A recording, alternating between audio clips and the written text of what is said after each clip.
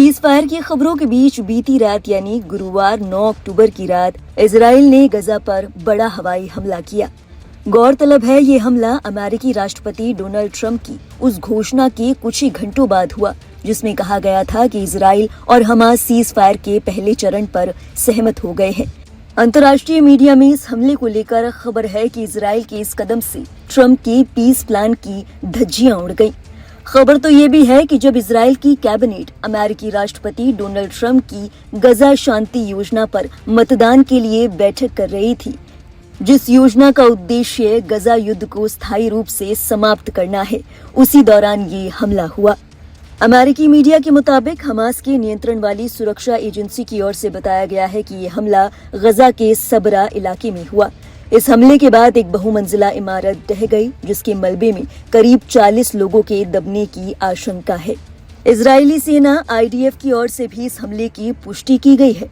IDF यानी Israel defence force के बयान के मुताबिक इस हमले के बाबत कहा गया, हमने हमास के उन आतंकियों को निशाना बनाया जो इजरायली सैनिकों के करीब मौजूद थे और उनके लिए तत्काल खतरा बने हुए थे।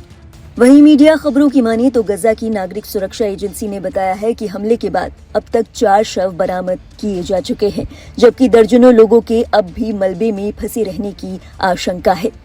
इस हमले के बाबत अल शिफा अस्पताल के निदेशक अबू सलमिया की ओर से दी गई जानकारी के मुताबिक बुधवार शाम से अब तक 30 फिलिस्तीनी मारे जा चुके हैं।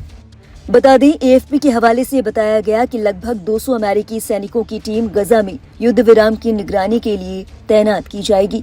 ये कदम इजराइल और हमास के बीच हुए हाल ही में सीज फायर समझौते को सफल बनाने और बंधकों की रिहाई की प्रक्रिया में सहायता करने के लिए उठाया गया है। गौरतलब है, इस हमले के कुछ ही घंटों पहले अमेरिकी राष्ट्रपति डोनाल्ड ट्रंप ने ये घोषणा की थी कि इजराइल और हमास सीज फायर के पहले चरण पर सहमत हो गए हैं। इस बाबत अमेरिकी राष्ट्रपति डोनाल्ड ट्रंप की ओर से कहा गया था कि जैसे ही इजरायली सरकार इस समझौते को मंजूरी देगी, युद्ध तुरंत समाप्त हो जाएगा। ये समझौता बंधकों की रिहाई का मार्ग भी प्रशस्त करेगा और उम्मीद जताई कि 1 या 2 दिनों में सभी बंधक रिहा हो जाएंगे। ट्रंप ने इस समझौते को ऐतिहासिक और महत्वपूर्ण कदम बताया था, जिससे 2 साल से चल रहे संघर्ष को खत्म करने की दिशा में बड़ी प्रगति होगी।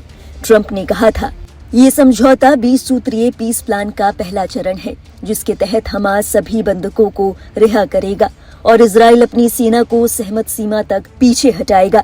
इसी बीच ये भी खबर आई थी कि पीएम मोदी ने भी इजराइल के प्रधानमंत्री से बात की है। इजराइल के प्रधानमंत्री कार्यालय की ओर से एक बयान में बताया गया था कि प्रधानमंत्री बेंजामिन नेतन्याहू ने भारत के प्रधानमंत्री पीएम मोदी से फोन पर बातचीत की। इस दौरान प्रधानमंत्री नरेंद्र मोदी ने नेतन्याहू को सभी बंधकों की रिहाई के समझौते पर बधाई दी। प्रधानमंत्री कार्यालय की ओर से जारी किए गए ट्वीट में कहा गया था, प्रधानमंत्री बेंजामिन नेतन्याहू ने भारत के प्रधानमंत्री नरेंद्र मोदी से बातचीत की। प्रधानमंत्री मोदी ने सभी बंधकों की रिहाई के लिए हुए समझौते पर प्रधानमंत्री नेतन्याहू को अपनी शुभकामनाएं दी। गौरतलब है, ट्रंप के इस पीस प्लान पर प्रधानमंत्री मोदी की ओर से भी ट्वीट कर बधाई दी गई थी। पीएम मोदी की ओर से लिखा गया था, हम राष्ट्रपति ट्रंप के पीस प्लान के पहले चरण पर समझौते का स्वागत करते हैं। ये प्रधानमंत्री नेतन्याहू के सशक्त नेतृत्व का भी प्रतिबिंब है। हमें आशा है कि बंधकों की रिहाई और गजा के लोगों को मानवीय सहायता में वृद्धि से उन्हें राहत मिलेगी और स्थायी शांति का मार्ग प्रशस्त होगा।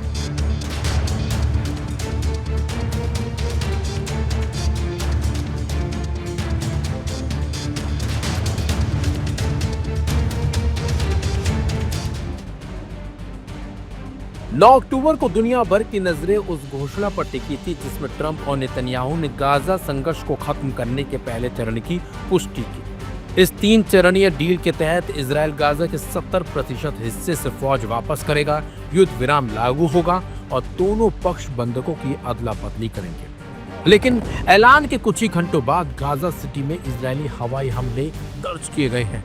धमाकों की आवाजें, उड़ता मलबा और बिखरी हुई इमारतें, इन तस्वीरों ने उस शांति की घोषणा को झकझोर दिया जिसे ऐतिहासिक बताया गया था। गाजा में शांति की शुरुआत की बात हो रही थी, लेकिन गाजा की जमीन पर बम गिरते रहे। यहाँ लोगों को अब भरोसा नहीं हो रहा है कि क्या वाकई में ये डील लागू हो भी रही है या फिर नहीं, ये सिर्फ बातें हो रही हैं। जो घर 2 दिन पहले खाली थे, आज उनके मलबे पर सिर्फ उम्मीदें टिकी। अल जजीरा की रिपोर्ट के मुताबिक 9 अक्टूबर को हमास ने गाजा शांति समझौते के पहले चरण पर सहमति जताई थी, लेकिन फिर भी गाजा पर नए इजरायली हवाई हमले हुए हैं, जिससे हर तरफ अफरा तफरी मच गई है और युद्ध विराम की जो बातें चल रही थी उस पर भी अब सवाल खड़े हो गए हैं। चलिए अब आपको बताते हैं कि आखिरकार गाजा पीस डील में क्या क्या बिंदु हैं। तो आपको बता दें, इजराइल गाजा के 70% हिस्से से पीछे हटेगा। हमास सभी इजरायली बंधकों को रिहा करेगा। इजराइल में कैद किए गए फिलिस्तीनी बंदियों को छोड़ेगा। सभी तरह के सैन्य हमलों पर तत्काल रोक होगी। अगले चरण की बातचीत 60 दिनों में शुरू होगी। वही इस हमले के बाद अब गाजा वासियों का इस पूरे मामले पर क्या कुछ कहना है वो भी बताते हैं, लेकिन वो इस समय अब डरे सहमे हैं। इन लोगों का साफ साफ कहना है कि डील की बात होती है लेकिन हम पर बम गिर रहे हैं, हम कैसे भरोसा करें, हमें सिर्फ शांत जीवन चाहिए। जबकि इस पर विशेषज्ञों का मानना है कि यह डील जटिल जमीन पर लागू की जा रही है। अगर हर पक्ष पूरी प्रतिबद्धता नहीं दिखाता तो यह समझौता कागज पर ही रह जाएगा। अंतर्राष्ट्रीय समुदाय फिलहाल इसे सकारात्मक कदम मान रहे हैं, लेकिन फील्ड की तस्वीरें इसके उलट संकेत देती हैं। गाजा में शांति की उम्मीद के साथ फिर से बमों की गूंज ने ये जता दिया है कि ये डील कितनी नाजुक है। अब अगला सवाल यही है, क्या ये डील टिक पाएगी या फिर से बीते समझौते की तरह इतिहास के पन्नों में खो जाएगी? क्योंकि इजराइल ने डील के बाद ही ये हमले किए हैं, जिससे लोग डरे सहमे हुए हैं और अब इस डील पर भी सवाल खड़े हो गए हैं।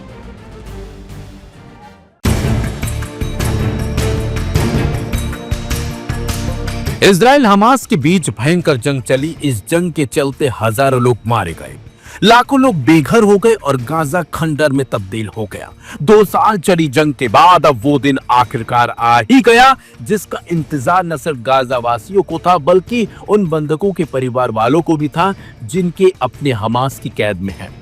हमास इजराइल जंग को लेकर एक ऐसी खबर सामने आई जिसे सुनने के बाद न सिर्फ गाजावासी खुश हैं बल्कि दुनिया के वो देश भी आज खुश हैं जो इस जंग को रुकवाने के लिए शुरू से ही हमास और नेतन्याहू पर दबाव बना रहे थे। जी हां, 2 साल से जारी हमास और इजराइल का युद्ध अब अंतिम दौर में है।